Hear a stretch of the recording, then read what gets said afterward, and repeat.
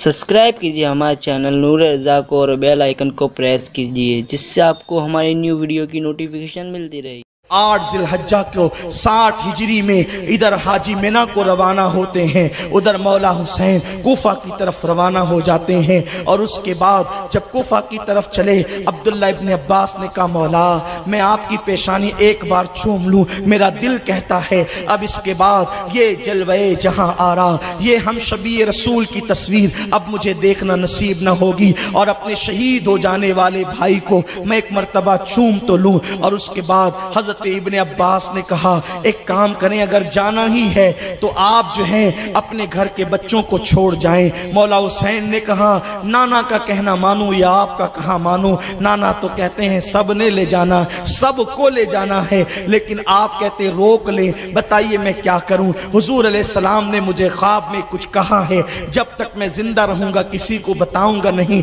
और उस पर अमल कर दिखाऊंगा। लोग कहते हैं हुसैन जिद्दी थे, हुसैन जिद पूरी करने गए थे। नादानो, इतने बड़े कुर्बानी देने वाले को इतनी बड़ी गाली न दो। हुसैन तो वो थे जिन्हें वादा वफा करना था, हुसैन तो वो थे जिन्हें दीन को जिंदा करना था, हुसैन तो वो थे जिन्हें दीन की आबरू बचानी थी। हजरत मोहम्मद इब्ने हनफिया को जब पता चला ये मौला अली के भाई थे, ये मौला अली के शहजादे थे और इमाम हुसैन के भाई थे। मोहम्मद इब्ने हनफिया मौला अली की दूसरी बीवी के जो है वो बेटे थे, इमाम हुसैन के भाई लगते थे। जब पता चला कि हुसैन को करबला को की सिमत रवाना हो गए, कूफा की तरफ रवाना हो गए, तो आप वुजू कर रहे थे, वुजू करना भूल गए। इतना रोए कि तश्त जो है आपकी आंसुओं से भर गया और आपने कहा, हाय मेरा भाई, अब इसके बाद दुनिया में कोई नवासे रसूल हुजूर का हकीकी नवासा जिंदा न रहेगा। अल मुख्तसर ये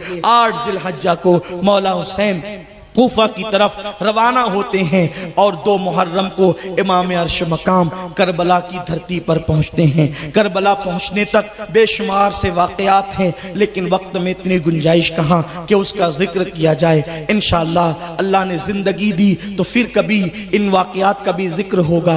आप सोचते होंगे हर साल हम ये वाकयात सुनते हैं, ये वाकयात दोहराए जाते हैं। बस ये वाकयात इसीलिए दोहराए जाते हैं ताकि बच्चे के ज़हन दिमाग में जिंदगी की आखिरी सांस तक करबला के वाकयात ताज़ा रहें, हम उसी नहज पर चलकर अपनी जिंदगी को गुजारें। इसीलिए इन वाकयात को बार बार दोहराया जाता है, दोहराया जाता रहेगा। जब हम पैदा न हुए थे तब भी हमारे अकाबिरीन इन वाकयात को दोहराते थे, आज हम दोहरा रहे हैं, बाद में हमारी आने वाली नस्लें दोहराएगी। और जब तक ये वाकयात बयान किए जाते रहेंगे, सुने जाते रहेंगे, इस पर अमल किया जाता रहेगा, कभी इस्लाम को ज़वाल नहीं आ सकता। इसलिए कि इस्लाम जिंदा होता है हर करबला के बाद। अगर इस्लाम की जिंदगी चाहिए तो हमारे पास करबला का होना जरूरी है। अल मुख्तसर ये 2 मुहर्रम को मेरा मौला हुसैन मैदान करबला में पहुंचे। किसी से पूछा इस वादी का नाम क्या है, तो किसी ने उस वादी का नाम कुछ दूसरा बताया, कहा इसको कुछ और भी कहते हैं। इस लोगों ने कहा इसको करबो बला का मैदान कहते हैं। आपने मिट्टी सूंघी,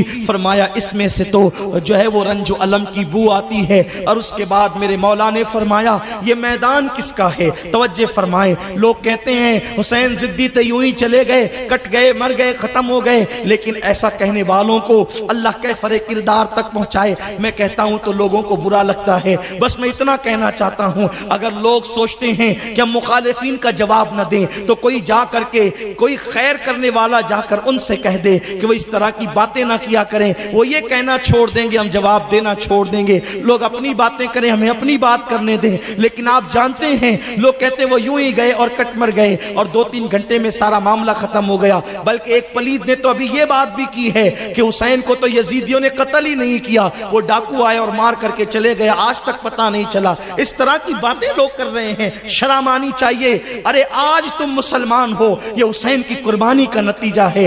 आज तुम्हारे पास मिंबर और मेहराब है, नाम नेहाद ही सही, ये मौला हुसैन की कुर्बानियों کا नतीजा है। लेकिन याद रखना, इस तरह के तुम कितने भी किस्से गढ़ लोगे, दुनिया नहीं मानेगी, इसलिए कि हलालियों को इस तरह की दलीलों की जरूरत ही नहीं है। हलाली हलाल रहेंगे, इमाम हुसैन की कुर्बानियों को मानते रहेंगे और उनकी कुर्बानियों का दम भरते रहेंगे, और अल्हम्दुलिल्लाह ताला पूरी दुनिया के अंदर मौला हुसैन के डंके बज रहे हैं और डंके बजते रहेंगे। और सुन लो, अल्लाह ना करे अगर इंसान हुसैन का जिक्र करना बंद कर देंगे तो ये जो शफक का जमाल है, इमाम सुयूती कहते हैं, ये जो रोजाना शफक की ऊपर सुर्खी नजर आती है वो इमाम हुसैन के शहादत की बात की सुर्खी है। लोग तो 10 दिन जिक्र करबला करते हैं, मेरा अल्लाह तो हर शाम को करबला की याद ताज़ा करता है। शफक की सुर्खी बताती है कि अल्लाह सिर्फ 10 दिन तक के जिक्र करबला नहीं करवाना चाहता, बल्कि अल्लाह तो हर शाम को सुर्खी बताकर कहता है, देखो हुसैन के बेटों की सुर्खी, देखो हुसैन के खून की सुर्खी। मेरे प्यारे आका सल्लल्लाहु अलैहि वसल्लम के प्यारे दीवानों, और ये बेअसल रिवायत नहीं बल्कि ये तारीख की मोतबर तरीन रिवायत है। इमाम सुयूती जैसे लोगों ने इसको लिखा है। मेरे आका सल्लल्लाहु अलैहि वसल्लम के दीवानों, तो अर्ज ये कर रहा था, मौला हुसैन का वाकया किस कदर हतमी और यकीनी है। इमाम हुसैन जब वहां पर उतरे, फरमाया पहले मालूम करो ये जगह किसकी है। लोगों ने कहा ये जगह फुला की है। आपने पैसे निकाले, तवज्जो फरमाए, आपने पैसे निकाले और पैसे निकाल करके अपने बेटों को दिए, कहा जाकर के जमीन वालों के पैसे अदा करो। उन्होंने अर्ज की, बाबा हम जहां जहां खैमे गाड़ते हुए आए हैं, हमने कहीं पर रहने के बाद लोगों को पैसे अदा नहीं किए। इमाम आली मकाम फरमाते, बेटे यहां पर हमारी कब्र बननी है और जहां कब्र बननी है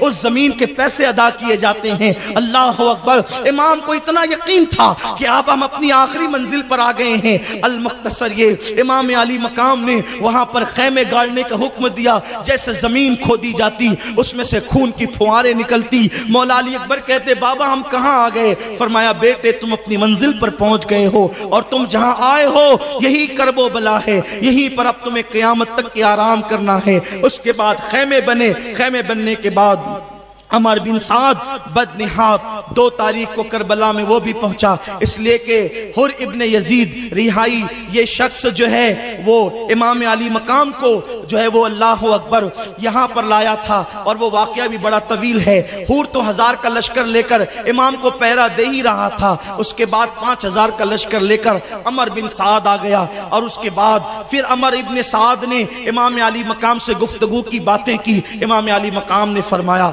अमर बिन साद देख, मैं खुद नहीं आया, मैं बुलाया गया हूं, मैं बुलाया गया हूं। ये इमाम जो बार बार कहते हैं मैं बुलाया गया हूं, बुलाया गया हूं, बुलाया गया हूं, और कहते हैं कि मुझे जाने दो, मैं जंग नहीं करना चाहता। आप जानते थे कि जंग होगी, लेकिन आप ये बताना चाहते थे कि जंग हमने नहीं की, जंग हम पे मुसल्लत की गई है। हम खुद नहीं आए, बुलाए गए हैं, हम अपनी जिम्मेदारी निभा रहे हैं। इमाम अली मकाम ने अमर बिन साद से कहा, देख 3 बातें हैं। एक तो मैं बुलाया गया हूं, मैं जंग नहीं करना चाहता, मैं अमन चाहता हूं। एक बात इतनी है, या तो मैं जहां से आऊं मुझे वापस जाने दो, दूसरा किसी सरहदी मुकाम पर जाने दो, मैं वहां जाकर दीन की खिदमत करूंगा। 1-2 रिवायतें और मिलती है, मुझे यमन चले जाने दो कि वहां हमारे मानने वाले लोग ज्यादा मोहब्बत करने वाले, वहां चले जाने दो। एक मौके पर यह भी रिवायत मिलती है कि मुझे हिंदुस्तान जाने दो, मैं हिंदुस्तान जाकर अल्लाह के दीन की खिदमत करूं। मेरे मौला हुसैन, अगर आप यहां आ जाते, ये सुन्नियों के बच्चे आप करबला में, ये यहां है, तो इनके खून की गर्मियों में आपकी मोहब्बत का ये हाल है। अगर आपका मजार यहां होता मेरे मौला, हम अपने बच्चों को निसार कर देते, हम अपने बच्चों को वार देते।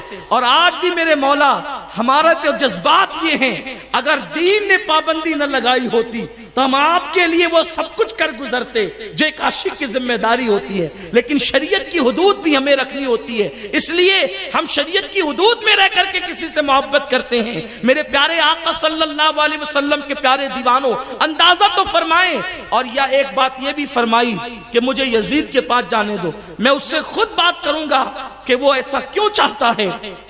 उसने खत लिखा और उबैदुल्लाह इब्ने जियाद को भेजा। इब्ने जियाद बदनिहात, उसने वो पढ़ा और पढ़ने के बाद उसने कहा, बातें तो ठीक है, इसको मान भी ले सकते हैं, लेकिन वहां पर एक बदबख्त बैठा हुआ था, اس کا نام شمر بن جل جوشن تھا. یہ مبروس کتا تھا, برسی کتا. حضور نے حدیث میں کتا کہا. جب ہم تقریر میں کسی کو کتا کہتے ہیں تو لوگ کہتے ہیں دیکھو گالی دیتے ہیں. حضور نے فرمایا میرے حسین کو ایک برسی کتا قتل کرے گا.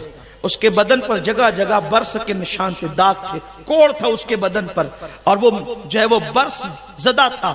اس نے کہا شمر نے, ابن زیاد اگر یہ بات یوں ہی اوپر طے ہو گئی تو تیری عزت اور عظمت کا کیا؟ حسین کو تو اپنا مطیع بنا. اور میں نے تو سنا ہے کہ عمر بن سعد جو ہے وہ راتوں میں دیر گئے تک حسین سے بیٹھ کر ساز باز کرتا ہے.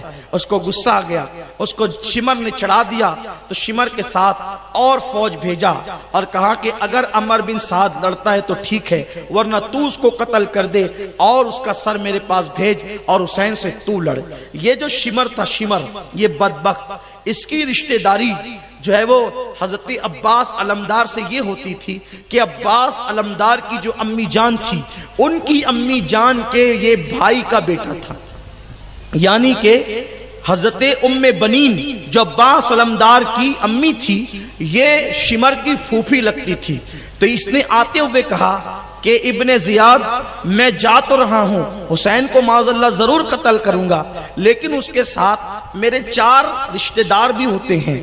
عباس ابن علی, عمر ابن علی, عثمان ابن علی, عبداللہ ابن علی, یہ 4 میرے رشتہ دار ہیں. ان کے نام امان لکھ دے کہ ان کو کوئی قتل نہ کرے. اس نے لکھ دیا اور یہ آیا. ایک بات یہاں پر یہ بھی عرض کروں کہ لوگ یہ کہتے ہیں کہ مولا علی کے خلفائے راشدین سے جھگڑے اور اختلاف تھے. ارے جس سے جھگڑے ہوتے ہیں ان کے نام, اپنی اولاد کے نام, ان کے نام پہ اولاد کا نام نہیں رکھا جاتا. مولا علی کو حضرت عمر سے اتنا پیار تھا کہ انہوں نے اپنے بیٹے کا نام حضرت عمر کے نام پہ رکھا تھا. مولا علی نے اپنے ایک بیٹے کا نام حضرت عثمان غنی کے نام پہ رکھا تھا. اس سے پتا چلا کہ حضرت علی ان کو بزرگ مانتے تھے, اور حدیث پاک ہے کہ اپنے بچوں کے نام بزرگوں کے نام پہ رکھو. تو علی نے جن کو بزرگ مانا, آج اگر کوئی ان کو گالی دیتا ہے تو گویا کہ وہ علی کے بزرگوں کو گالی دیتا ہے, اور وہ کیسے محب اہل بیت ہو سکتا ہے؟ یہ بات بہت خیال کرنے کی ہے میرے پیارے آقا علیہ السلام کے پیارے دیوانوں.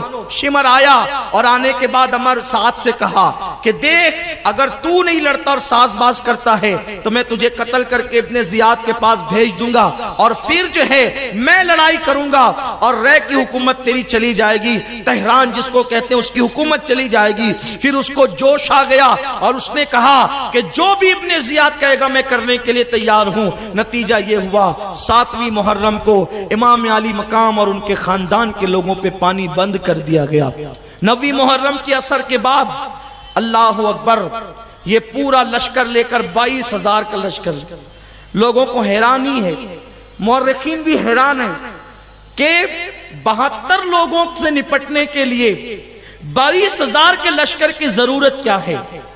یہ تمہیں نہیں پتا ہے, وہ یزیدیوں کو معلوم تھا کہ یہ جو 72 ہے نا, 72, یہ 72 اس دور کے سب سے بہتر ہے. یہ جو 72 ہیں یہ اس دور کے سب سے بہتر ہیں, علم میں, تقوی میں, عمل میں, طاقت میں, قوت میں. کوئی فلسفہ نہیں, کوئی افسانہ نہیں, کوئی اللہ اکبر واقعہ نگاری نہیں, لیکن وہ علی کے گھرانے کے لوگ تھے جو 72 تھے. اس لیے ان کو اندازہ تھا کہ اس کے لیے اتنا بڑا لشکر بھیجنا ہوگا کہ آسانی کے ساتھ ان کو نپٹا نہیں جا سکتا. 9ویں محرم کو اثر کے بعد عمر بن سعد, شمر, یہ پلید لوگوں نے گھوڑے دوڑانے شروع کیے. مولا حسین میدان کربلا میں اپنے خیمے کے دروازے پر اپنی تلوار سے ٹیک لگا کر کے یوں آنکھیں بند کیے ہوئے تھے. گھوڑوں کے دوڑنے کی آواز آئی. امام نے کہا عباس, آواز کیسی؟ عرض کی مولا وہ حملہ کرنا چاہتے ہیں. ارشاد فرمایا ان سے کہہ دو لڑائی لڑنی ہی ہے تو عصر کا وقت ہو رہا ہے, شام کا وقت ہے. اگر دیلم کے دشمن بھی جہاں پر یہ لشکر جا رہا تھا, عمر بن سعد کو پہلے دیلم لڑنے کے لیے بھیجا جا رہا تھا, لیکن وہاں سے ان کافروں کو روک کر کے پہلے ان بزرگوں کو ان سے لڑنے کے لیے اس کو روانہ کیا گیا کہ وہ جنگ روک دو، پہلے ان سے جنگ کرو. یعنی کافروں سے بڑھ کر ان سے دشمنی تھی، ان سے جنگ کرو. تو آپ نے فرمایا کہ ڈیلم کے کافر بھی اگر تم سے کہتے کہ شام کا وقت ہے، ابھی جنگ نہیں کرنا، کل صبح کرنا، تو تم ٹائم دے دیتے. میں اس لیے ٹائم چاہتا ہوں کہ یہ 9 محرم گزر جائے، 10ویں شب عاشور کی آئے، تو یہ رات ہم قرآن کی تلاوت کر لیں، ہم سجود کریں، اللہ کی عبادت کریں اور اپنے رب کو کی بارگاہ میں آنسوؤں کی سوگات پیش کریں. ایک رات ہمیں عبادت کے لیے دے دو، پھر صبح جو ہوگا اللہ مالک ہے. میرے پیارے آقا صلی اللہ علیہ وسلم کے دیوانوں، میں اتنے حسینیوں سے کہنا چاہتا ہوں جو یہاں سے لے کر وہاں تک بیٹھے ہوئے ہیں، جن کو بیٹھنے کے لیے جگہ نہیں وہ کھڑے ہوئے ہیں، جو لوگوں کو کھڑے رہنے کی جگہ نہیں وہ چھتوں پر ہیں. ان سب حسینیوں سے میں کہنا چاہتا ہوں کہ امام حسین پر جنگ مسلط کی جا رہی ہے، لیکن امام حسین یزیدیوں سے مہلت مانگتے ہیں. ہم ابھی جنگ نہیں کریں گے، عاشورہ کی رات ہمیں عبادت کے لیے دے دو. ہم تلاوت کرنا چاہتے ہیں، اللہ کی عبادت کرنا چاہتے ہیں، رب کی بارگاہ میں آنسوؤں کی سوگات پیش کرنا چاہتے ہیں. لیکن اے حسینیوں، میں تم سے پوچھنا چاہتا ہوں، یہ شب عاشور تم کیسے گزارتے ہو؟ گلیوں میں گھوم کر، مستی مذاق کر کے، میلے ٹھیلوں میں جا کر ذرا سوچو حسین کے دل پر کیا گزرتی ہوگی جب تم شب عاشور ہول ہپان میں، کھیل کود میں گزارتے ہوں گے. اب تو لوگوں کا حال یہ ہے، لوگوں کے ہاتھ میں موبائل ہے، لوگ گیم کھیلتے ہوئے بیٹھتے ہیں. کوئی لوڈا گیم کھیل رہا ہے، کوئی تاش کے پتے کھیل رہا ہے، کوئی کچھ کھیل رہا ہے. یہ میری مائیں اور بہنیں آئی ہیں، اللہ اکبر، دور دور سے یہ آتی ہے، شریک ہوتی ہے. میں ان کو سیدہ زینب کا واسطہ دے کر پوچھتا ہوں، یہ لوگ بھی عاشورہ کی رات میں 2-2, 3-3 بجے تک اپنے بچوں اور بچیوں کو لے کر کے ادھر ادھر بھٹکتے رہتے ہیں. شب عاشور میں میری بہنوں، زینب کی روح کو تکلیف نہ پہنچاؤ، میرے بھائیوں، روح حسین کو تکلیف نہ پہنچاؤ. وہ کوئی اور ہوگا جو مر کے مٹی میں ملا ہوگا، اپنا حسین زندہ ہے، ہم حسین کی نگاہ میں ہیں. مولا حسین ہمیں ملاحظہ فرما رہے ہیں. تو اچھا کرتے ہو تو بھی حسین دیکھتے ہیں، برا کرتے ہو تو بھی حسین کی نگاہوں میں ہو. اس لیے یاد رکھنا، شب عاشور ہو یا زندگی کی کوئی شب ہو، کبھی گناہ میں نہ گزارنا، کبھی بے حیائی میں نہ گزارنا، کبھی بے پردگی میں نہ گزارنا، کبھی اللہ رسول کی نافرمانی میں نہ گزارنا. مولا حسین کے مقصد کو پورا کرو. کتنی بڑی قربانی دی ہے.